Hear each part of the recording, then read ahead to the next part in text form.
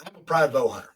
And despite the weapons you see on my wall in the back, the truth is I spend the majority of my hunting season in a saddle, in a tree, looking for that big, beautiful whitetail buck to walk in. One of the things about hunting that made me fall in love with this sport is the requirement and the prep work and the time it takes to actually be successful in the fall and through the winter.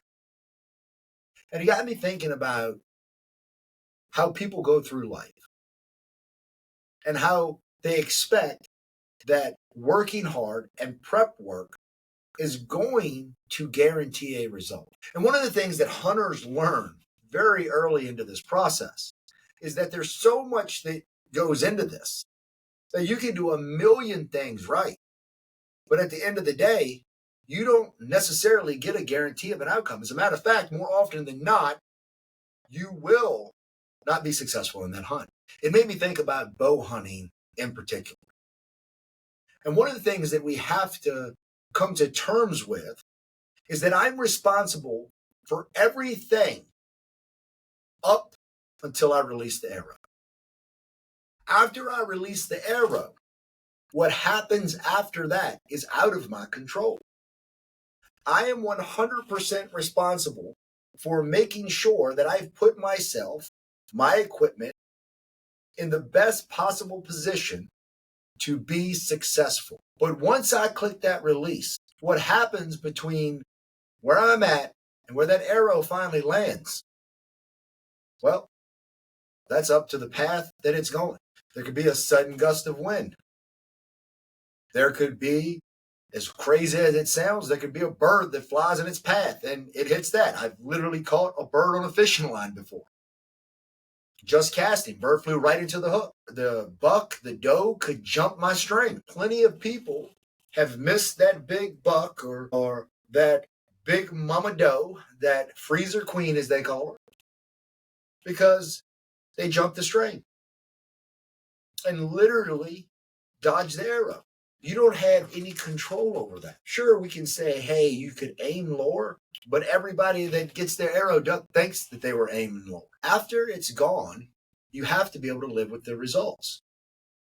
But what we need to think about, what I challenge you to do, is where are you being honest about the control that you have up until that moment? Where are you getting truthful about the corners you cut that failed to make sure you were prepared?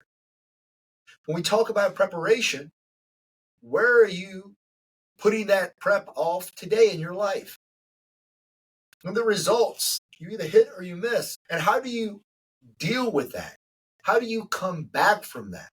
Because the truth is, you're going to miss or not even get the opportunity to take the shot more times than you do. And this always extends across the core four. And when we're talking about core four, we're talking about body, being, balance, and business. You've got to be able to be in physical condition for whatever it is that you're hunting. Do you have the strength, the condition, the nutrition down? Ultimately, the ability to draw the bow. Are you taking care of recovery, mobility? Are you doing your equipment checks? Are you keeping your gear sharp? If you're training for the event, you can't control the weather, but you can control your condition that you show up in it. Back when I was coaching fighters and when I fought myself, one of the things that I always told people was you have 100% control over one thing and one thing only. What physical condition do you show up in? We talk about being, your spirituality, and your mental centering. Have you practiced patience, balance, focus? This is a steady aim.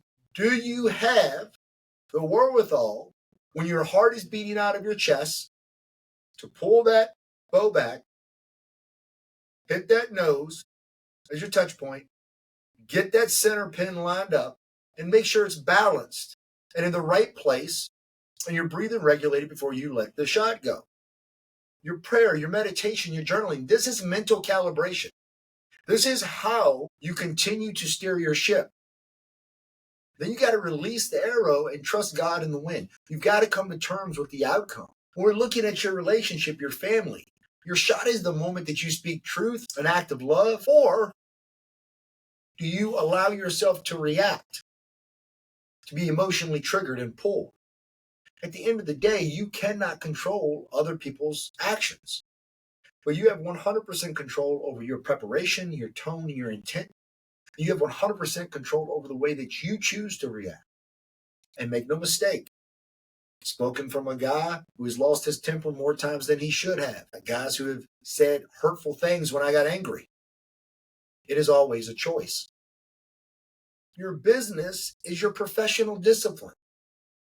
Your release, the launching of that product, that closing that deal, or delivering a presentation. The prep, have you taken the time to train the team? Have you worked on your systems? Have you done rehearsals? Have you done role playing? You absolutely have no control over external factors such as the market, but you have 100% control over the execution. Are you dialing in the details, getting the right people on the team, and executing? Ideas are a dime a dozen. Execution is rare. What I want you to ask yourself is, where in life are you blaming the wind instead of fixing your aim? What could you change today that would help your arrow fly more true? And if you had to release it today, if you had to release an arrow today in the core four of your life, are you sure that it would hit home? And if you're not positive of that, if you're not positive that your body can show up and go if life demanded of it, then why don't you start training? Find you a coach. Join a gym. If you don't feel like you're there spiritually, find yourself a pastor. Find yourself a church. Get in a Bible study group. If you don't believe you're there in a relationship, seek counsel. Talk to a family friend or somebody that you know that the relationship has stood the test of time. If your business isn't where it's at, find somebody who's doing better than you and either see if they will mentor you or, again, get a business coach. But if you continue to go through this and you keep trying the same shitty shot over and over again without fixing any of the things, any of the mechanics that lead to taking a well-aimed and well-placed shot, well, my friend, at that point, you're just pissing into the wind. And why would you expect anything else to change? The most important thing you can focus on is not the goal itself, but rather the steps, the daily habits that will actually lead you to it. You can do so much more than most of you believe that you can. The first step to being able to shoot the arrow is to believe that you can get it on target. If you got anything out of today's video, please give us a like, subscribe, and share. And as always, keep living your life. Head down, horns up, so